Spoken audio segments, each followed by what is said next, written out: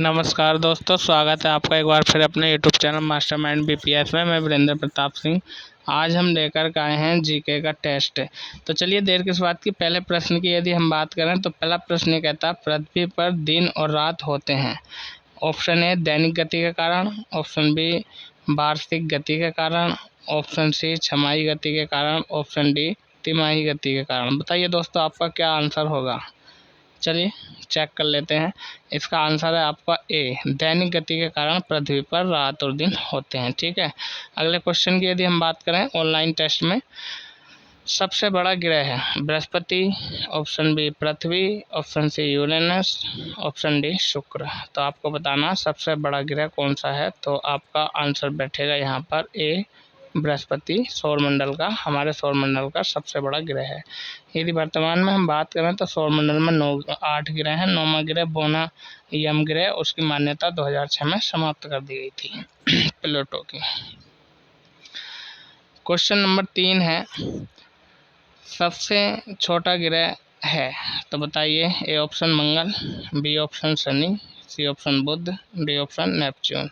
आपने बताना है कि निम्न में से कौन सबसे छोटा ग्रह है। चलिए चेक कर लेते हैं आंसर। आई होप तो यहाँ पर जो आंसर बैठेगा बुध, यानी हमारे सौरमंडल का जो सबसे छोटा ग्रह है वह है बुध, और सबसे बड़ा ग्रह कौन सा है, बृहस्पति।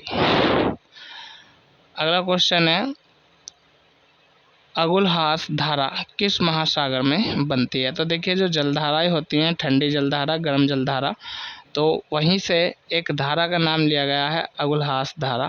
किस महासागर में बनती है। ऑप्शन ए प्रशांत महासागर, ऑप्शन बी हिंद महासागर में, ऑप्शन सी अंटार्कटिका महासागर में, ऑप्शन डी अन्य में, यानी इन तीनों में से कोई नहीं कोई अन्य। चलिए देखते हैं आपका आंसर क्या होगा। ऑप्शन डी हिंद महासागर में अगुलहास जलधारा बनती है। अगला क्वेश्चन है, पृथ्वी का सबसे भीतर वाला भाग क्रोड किसका बना होता है। तांबा और जस्ता, निकेल और तांबा, लोहा और जस्ता, लोहा और निकेल। बताइए इसका आंसर क्या होगा। चलिए, लोहा और निकेल का बना होता है पृथ्वी का सबसे भीतरी भाग, जिसको बोलते हैं क्रोड। ऑप्शन बी, क्वेश्चन है 6 क्वेश्चन हमारा ये कहता है, उत्पादन में मैग्नीज के उत्पादन में भारत का दूसरा स्थान है, प्रथम देश कौन सा है। यानी पूरे विश्व में सबसे ज़्यादा मैग्नीज का उत्पादन किस देश में होता है। फ्रांस, रूस संघ, सी कनाडा, डी संयुक्त राज्य अमेरिका। बताइए। चलिए आंसर चेक कर लेते हैं। तो इसका आंसर है ऑप्शन नंबर बी, रूस संघ में सबसे ज़्यादा मैग्नीज का उत्पादन होता है, प्रथम स्थान है, और भारत का इसमें दूसरा स्थान है। यदि हम बात करें अगले क्वेश्चन की, तो अगला क्वेश्चन हमारा इस प्रकार है, निम्नलिखित में से कौन सा देश कोयले के उत्पादन की दृष्टि से सबसे बड़ा देश है। तो देखिए, विश्व में यदि हम बात करें कि कौन सा देश कोयले का सबसे बड़ा देश है उत्पादक की दृष्टि में से, तो option A Brazil, option number B Bharat, option number C America, option number D चीन। बताइए। चलिए इसका आंसर है अमेरिका, पूरे विश्व में कोयले का सबसे बड़ा उत्पादक देश है। भारत में यदि हम बात करें तो झारखंड प्रथम राज्य। क्वेश्चन नंबर 8, इनमें से किसको जापान का मैनचेस्टर कहा जाता है। तो option number A Osaka, option number B Tokyo, option number C Nagasaki, option number D Yokohama. तो देखिए, यदि हम बात करें कि किसे जापान का मैनचेस्टर कहा जाता है, तो ऑप्शन नंबर ए ओसाका को जापान का मैनचेस्टर कहा जाता है। क्वेश्चन नंबर 9 है, भारत के स्वतंत्रता संघर्ष के दौरान यानी डेक्कन एजुकेशनल सोसाइटी नामक संस्था की स्थापना किसने की थी। जवाहरलाल नेहरू, रविंद्रनाथ टैगोर, बाल गंगाधर तिलक या व्योमेश चंद्र बनर्जी। क्वेश्चन नंबर 9 के आंसर की यदि हम बात करें तो ऑप्शन नंबर सी बाल गंगाधर तिलक ने जो है डेक्कन एजुकेशनल सोसाइटी की स्थापना की थी भारत के स्वतंत्रता संघर्ष के दौरान। क्वेश्चन नंबर 10 की यदि हम बात करें तो यह है, 1857 के गदर का मतलब यहाँ पर क्रांति की बात कर रहे हैं। 1857 के गदर के समय भारत का गवर्नर जनरल कौन था? Option number A Lord Canning, option number B Neil Armstrong, option number C John Mathai, option number D अन्य। यदि हम बात करें यहाँ से तो ऑप्शन नंबर ए इसका सही आंसर होगा। लॉर्ड कैनिंग जो थे वो भारत के गवर्नर जनरल थे स्वतंत्रता संग्राम यानी 1857 के क्रांति के समय। यदि बात करें नील आर्मस्ट्रॉन्ग की तो ये चांद पर जाने वाला पहला व्यक्ति था और जॉन मथाई भारत का पहला बजट प्रस्तुत करने वाले व्यक्ति थे। क्वेश्चन नंबर 11 की यदि हम बात करें तो भारतीयों के लिए है यह नारा किस संस्था ने दिया था? तो देखिए यदि हम बात करें ए ऑप्शन अशासकीय संस्था, B option Arya Samaj, C option ब्रह्म समाज ने और डी ऑप्शन अन्य। तो देखिए स्वामी दयानंद सरस्वती। अब आपको पता होगा स्वामी दयानंद सरस्वती का संबंध किस समाज से था? आर्य समाज से। तो स्वामी दयानंद सरस्वती या कह दे आर्य समाज ने ये कहा था कि भारत भारतीयों के लिए है। क्वेश्चन नंबर 12, विंध्याचल और सतपुड़ा पहाड़ियों के बीच से होकर बहने वाली नदी कौन सी है? गोदावरी यानी A option Narmada, B option Sindhu नदी और सी ऑप्शन कोसी और डी ऑप्शन गोदावरी। चलिए बताइए, बहुत हल्का क्वेश्चन है, भारत के भूगोल का क्वेश्चन है, नदी तंत्र से लिया गया। जो रिफ्ट घाटी में नदी बहती है, रिफ्ट वैली में, उस नदी को कहते हैं नर्मदा। और नर्मदा नदी जो है वो सतपुड़ा और विंध्याचल दोनों पर्वतों के बीच से होकर के गुजरती है। तो दोस्तों अगले क्वेश्चन की यदि हम बात करें, question number 13, investor protection fund. Investor protection fund किस संस्था ने स्थापित किया है?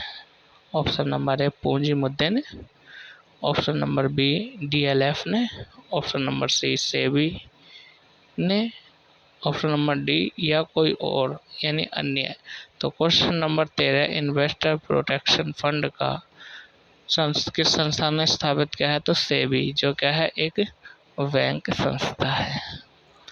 क्वेश्चन नंबर 14 की यदि हम बात करें तो 14वां क्वेश्चन हमारा कहता है कुंडापुर एवं करवार कच्छ वनस्पति कहाँ स्थित है? तो देखिए जो कुंडापुर है और करवार कच्छ वनस्पति है वह भारत के किस राज्य में है? ऑप्शन नंबर ए केरल राज्य में, ऑप्शन नंबर बी कर्नाटक राज्य में, ऑप्शन नंबर सी तमिलनाडु राज्य में, ऑप्शन नंबर डी त्रिपुरा राज्य में। बताइए, चलिए चेक कर लेते हैं आंसर इसका। कर्नाटक राज्य में कुंडापुर एवं करवार कच्छ वनस्पति है। क्वेश्चन नंबर 15 की यदि हम बात करें, 15वां क्वेश्चन हमारा इस प्रकार है कि भारत की प्रथम बहुउद्देश्य परियोजना किस नदी पर बनाई गई थी? Very most important question. Pandit Jawaharlal Nehru के समय में बताई गई थी, जिसे भारत का मंदिर कहा गया था। ऑप्शन नंबर ए कावेरी नदी पर, ऑप्शन नंबर बी गंडक नदी पर, ऑप्शन नंबर सी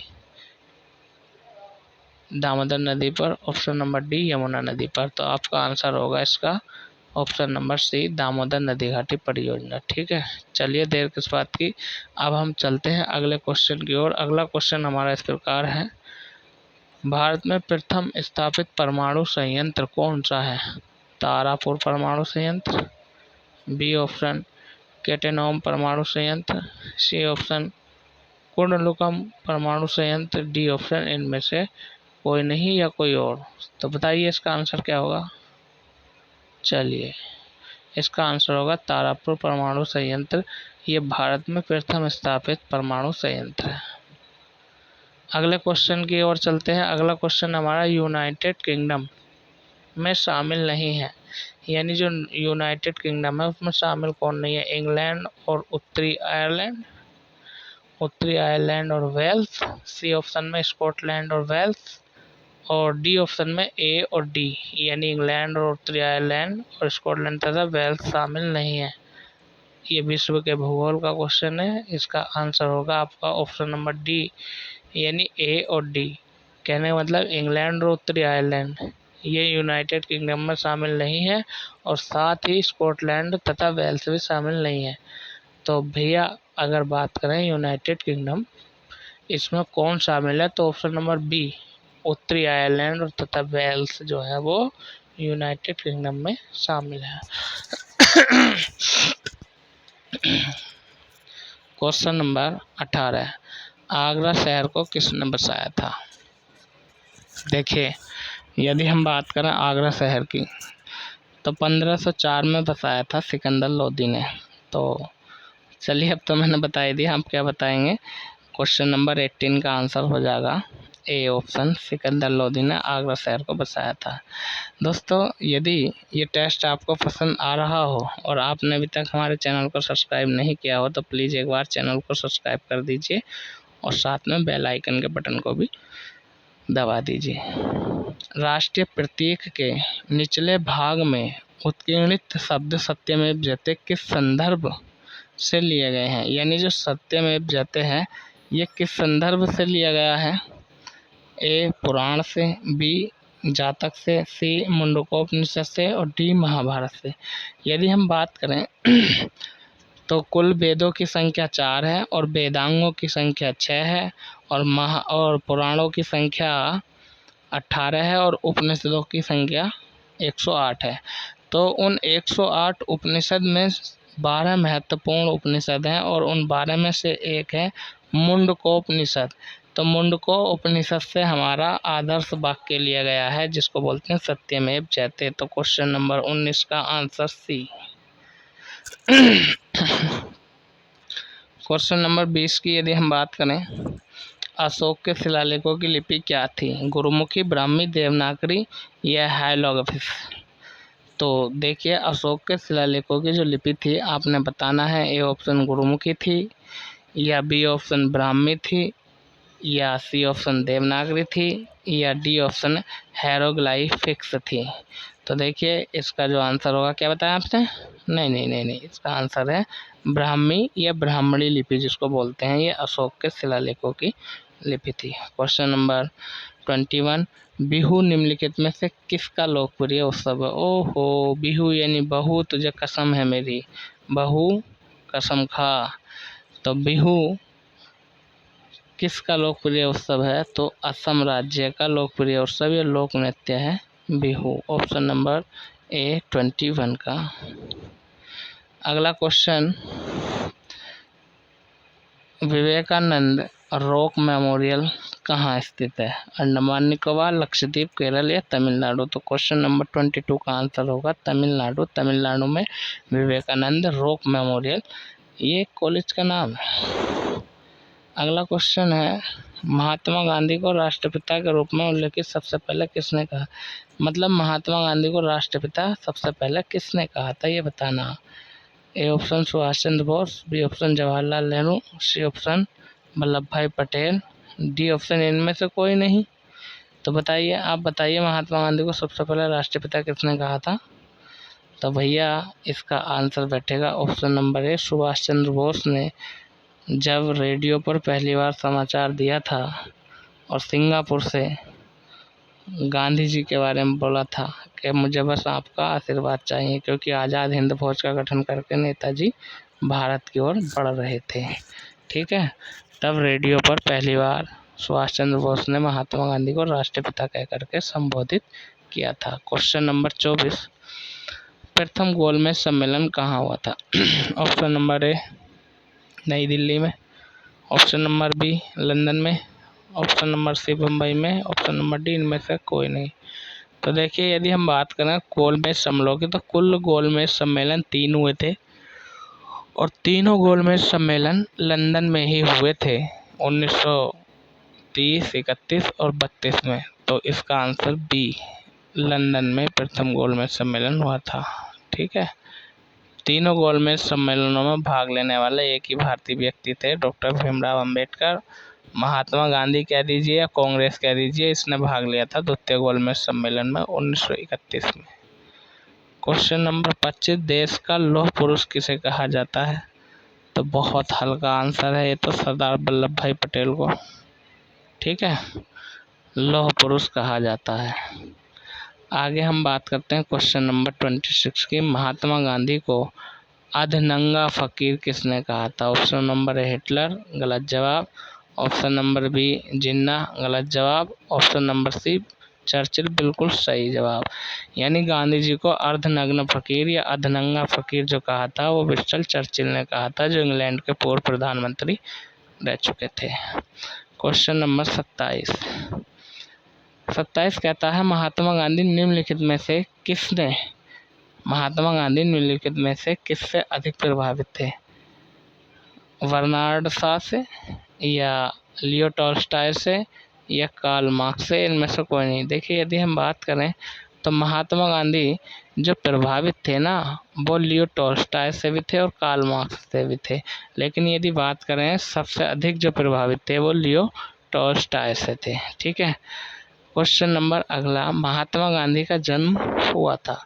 तो देखिए, महात्मा गांधी का जन्म जो हुआ था आपने बताना है। ऑप्शन नंबर ए 1859 में, ऑप्शन नंबर बी 1869 में, ऑप्शन नंबर सी 1879 में, ऑप्शन नंबर डी 1889 में।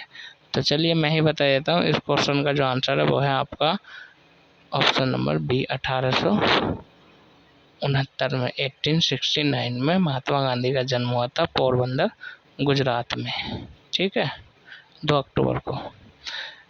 अगला क्वेश्चन, पंजाब केसरी के नाम से विख्यात थे, यानी किस व्यक्ति को पंजाब केसरी कहा जाता था?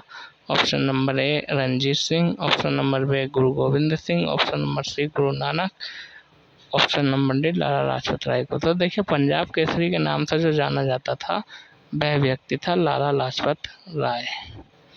क्वेश्चन नंबर 13, निम्नलिखित में से कौन सी गंगा की सहायक नदी नहीं है? तो देखिए, गंगा की सहायक नदी आपने बताना कौन सी नहीं है। स्वर्णरेखा, सोन, गंडक, कोसी। तो देखिए यहाँ पर यहाँ पर क्वेश्चन नंबर 30 का आंसर की हम बात करें तो स्वर्णरेखा जो है वह गंगा की सहायक नदी नहीं है, जबकि सोन, गंडक, कोसी ये गंगा की सहायक नदियां हैं। ठीक है दोस्तों, अब यदि हम बात करें अगले क्वेश्चन की, तो अगला क्वेश्चन हमारा इस प्रकार है क्या कि किस राज्य की सीमा चीन से जुड़ी हुई है? ठीक है, तो ऑप्शन नंबर ए मणिपुर, नहीं। ऑप्शन नंबर बी नागालैंड, बिल्कुल नहीं। ऑप्शन नंबर सी असम, बिल्कुल नहीं। Option number D Arunachal Pradesh. हाँ, अरुणाचल प्रदेश की सीमा चीन से लगी हुई है। ठीक है, चेक कर लो आंसर, देखो डी ऑप्शन ही आया है। दोस्तों, यदि अभी तक आपने हमारे यूट्यूब चैनल मास्टरमाइंड बीपीएस को सब्सक्राइब नहीं किया है तो प्लीज़ एक बार सब्सक्राइब कर लीजिए, साथ में बेल आइकन का बटन भी दबा दीजिए, जिससे हमारी आने वाली अगली वीडियो का नोटिफिकेशन सबसे पहले आपके पास पहुंच जाए।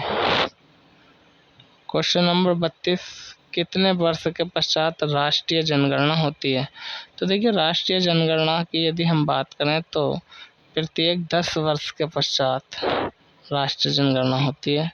काजीरंगा राष्ट्रीय पार्क कहाँ पर है? भैया असम में है। ऑपरेशन फ्लड किससे संबंधित है? फ्लड का, यानी ऑपरेशन फ्लड आपको पता होगा, सी ऑप्शन नहीं है बल्कि डेयरी विकास है। ठीक है, चलिए अगले क्वेश्चन की बात करते हैं। धान की खेती के लिए उत्तम मिट्टी कौन सी है? आप तो ग्रामीण बच्चे हैं ज़्यादातर, बताइए कौन सी है? अच्छा, चलिए ऑप्शन नंबर ए सख्त मिट्टी, ऑप्शन नंबर बी काली मिट्टी, ऑप्शन नंबर सी दोमट मिट्टी, ऑप्शन नंबर डी लाल मिट्टी।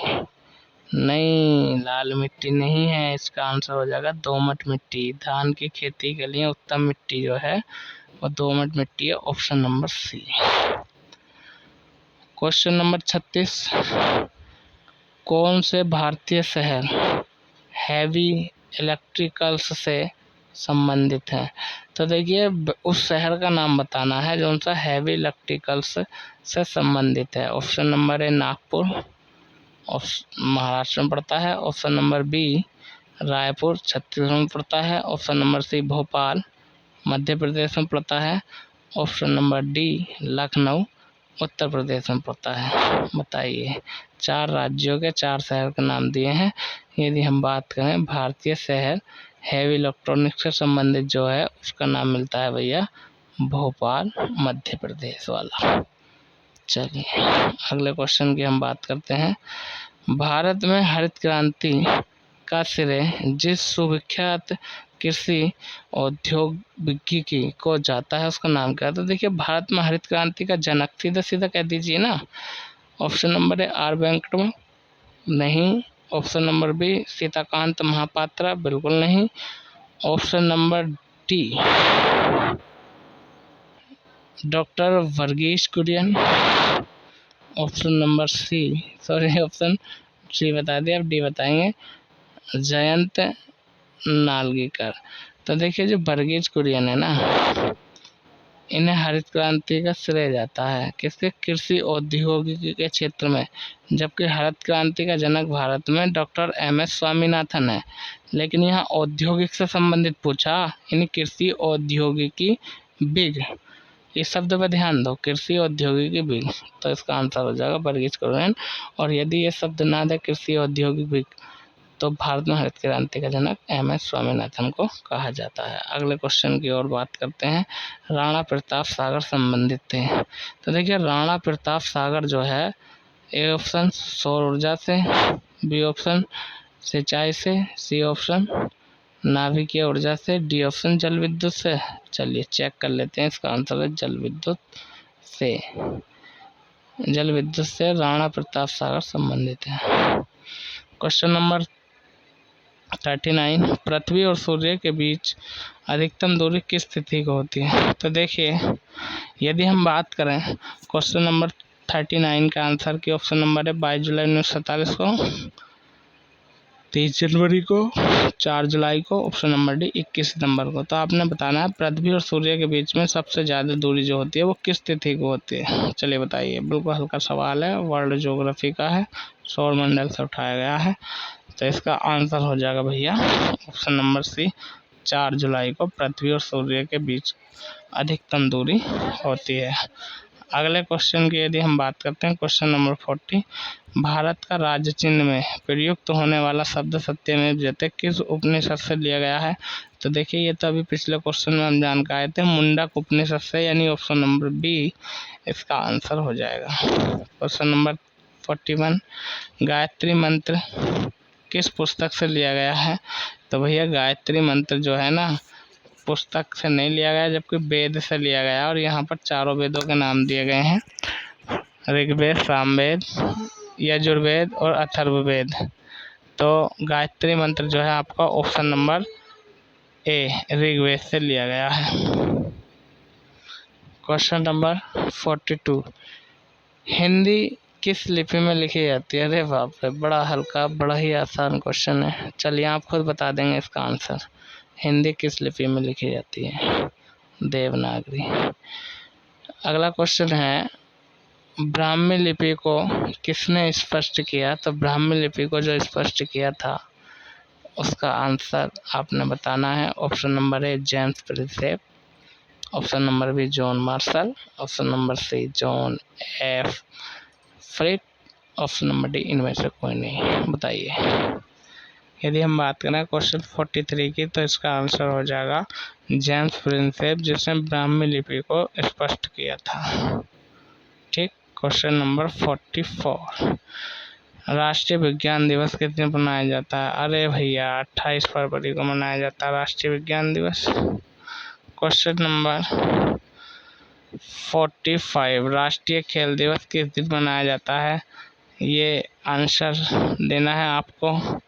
और पूरे 45 क्वेश्चन मैं यहाँ पर आपको करा चुका हूँ। कल फिर मुलाकात होगी, तब तक के लिए बने रहिए अपनी जिगरी क्लास मास्टरमाइंड VPS में। वीडियो को अपने दोस्तों में शेयर करें। यदि ये आपको पसंद आया हो तो बताएं, एक बार फिर से नेक्स्ट वीडियो लेकर आ जाएंगे।